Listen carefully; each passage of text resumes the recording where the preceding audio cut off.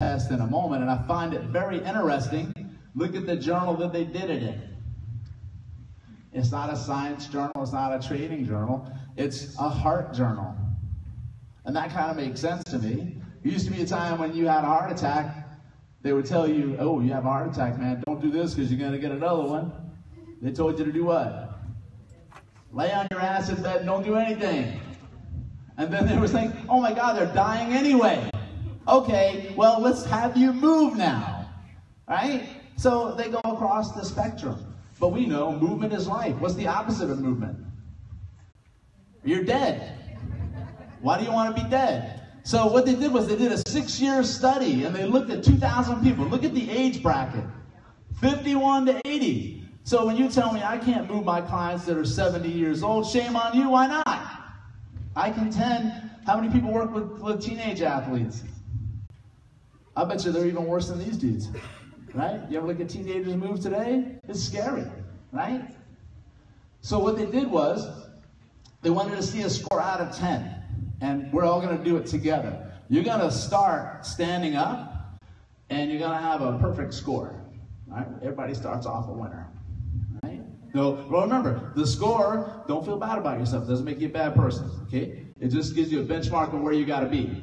So you have to go down to the ground so your butt's on the floor. It's what we call ass to grass. Touch it all the way down, right? Every time you touch a body part, like your hand, your elbow, or your knee, you take away a point. So if I have a 10 here and I go down on my knee, what am I at? All right, good. What about here? 8, good. Now I'm back up, and then I'm like, oh shit, I got to get back up again, which is always the hardest part. So then I have what? 7 and 6, right? So they did the test. People that had a score of 0 to 4, they were the 6.5 times likely to go. The average person should get between 7 and 10. The goal is to get you as high as we can towards the 10 and away from 0. So I do this to every person who comes to see me before I train them, before I treat them, concerning their pain level. If you have a disc and you can't move, I'm not doing that. I'm not a jerk, right? But I want to see where's the movement coming from and can you do it, right? The goal with your training and your intervention or taping people is to take their score higher. If you recheck them in a few weeks and the score stays the same or it goes down, that tells you either they're not doing what they should be doing or you're doing something you need to change. So it's on you. So it takes a nice, big, strong ego to do this test. But it's really, really cool when we do it. And then I'm going to throw in some fun stuff that I learned from my friend Dan John. Anybody know Dan John? All right. So during the test, a couple people didn't make it. Sorry to say. Now don't get nervous. They didn't die actually performing this test. But you have to be aware of your environment. Because you may be going down and you may lose control because something is pushing down on you, challenging your stability at all times. And what is it? Gravity. And it's a relentless bitch. It never stops. It levels the playing field for everyone. And don't mistake the fact that if somebody looks good, that they can move good. It's the Ferrari in the driveway that won't start. What do you got underneath the hood that matters to me? So be careful because momentum can kick in. You may hit a neighbor or a wall. So now rock tape, if you hurt yourself, I will be able to fix you. But I can't tape open wounds. That's one of the contraindications. So please don't get a bleeder. Okay? Now here's the startling fact. This is what I want you to take away from it. Look at this. Look at the power of this. Each point I give you back, if I take you from a 5 to a 6, I take down the chances that you are going to be dead 21%. Holy cow. That's really powerful. So what do you guys do with health and fitness? They're going to look good doing it.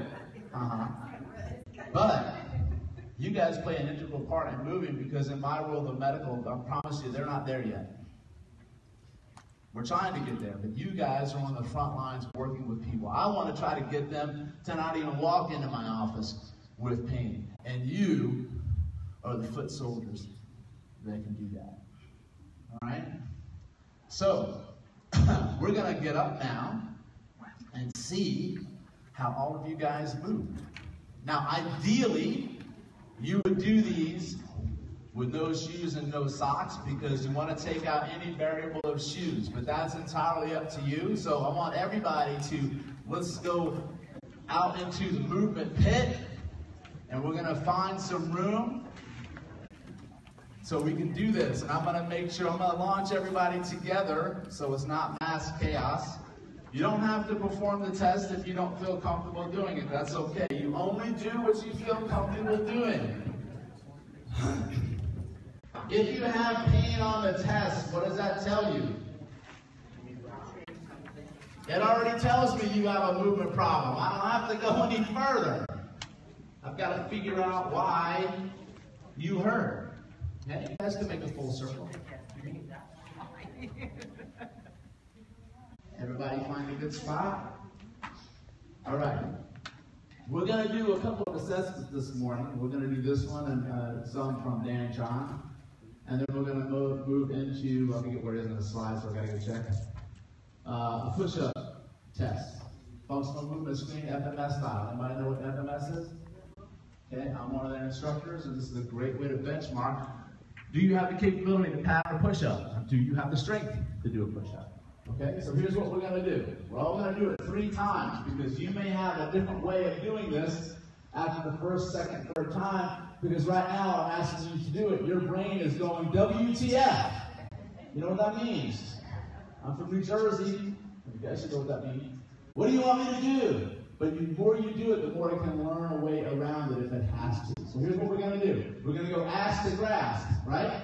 We're going to go from standing down to your butt, trying not to touch your hand, your elbow, or your knees. Stop momentum. Relax. Okay?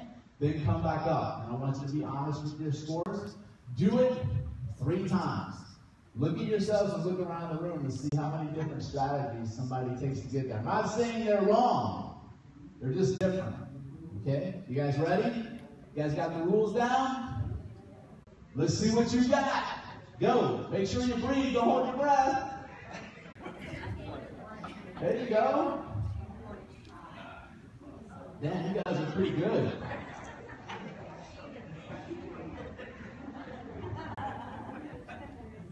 Now, what did you hear around the room, first of all, besides your